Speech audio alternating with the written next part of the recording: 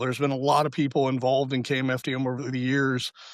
Um, Obviously, I'm guessing that shapes some of that collaborative vibe. It shapes the sound a little bit. What's the process like when you're bringing somebody new into the band, into this established sound that you've already had for decades? Well, it's actually quite easy.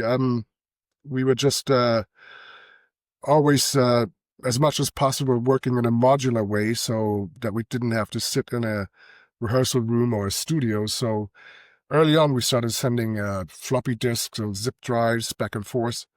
And, you know, now with the advent of the internet, we were able to transfer larger files.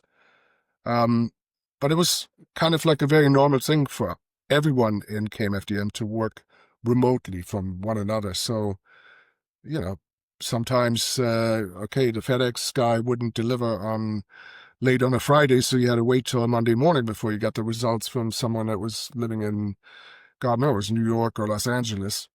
Wow. Um, but, you know, that's kind of how it works to this day. So I'm currently working with a guitarist in London and, you know, just send him some stuff over. He goes like 5 minutes later, he's got it downloaded, and 2, 3 hours later, he sends me something back and says, how about this? You know, and I'm like, yeah, cool. This is Amazing. fantastic. Yeah.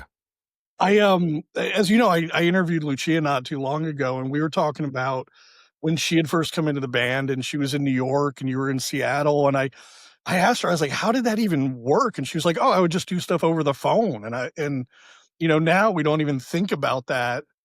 With things are so easy to communicate with people, across the world like we are. Yeah. Um, that's It's interesting. fantastic. I love it.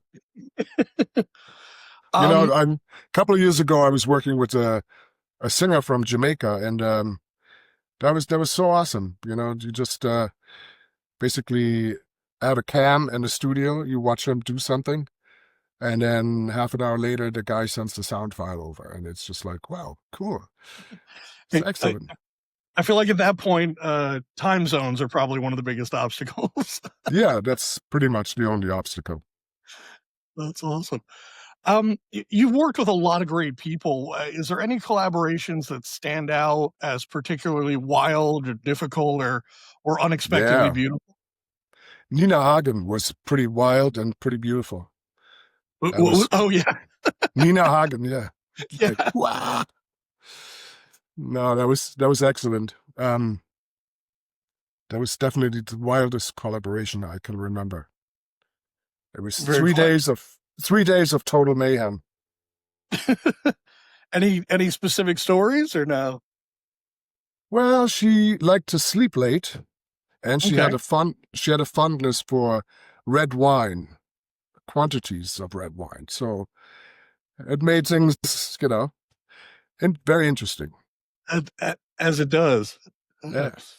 what does your creative process look like now compared to when you first started? I know we talked a little bit about just the advancement of technology. Are you still going for like chasing those same feelings in the studio? Yeah, it's kind of like I excuse me. I collect sound bites when I'm on the road or when I'm watching a show on television or something. You know, I collect these sound bites and I write down lines, words, sentences.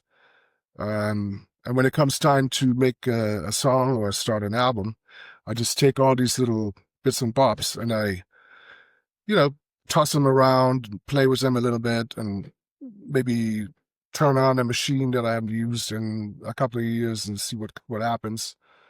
And more likely than not, after about a half hour or so of tinkering around, something starts to happen like this.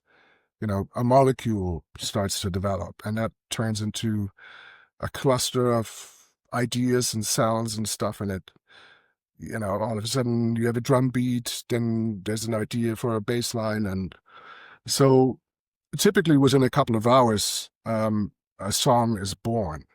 The question is, the next time I listen to it, will it still stand the test, so to speak? And Yeah. more often than not, it doesn't stand the test. So back to the I drawing board.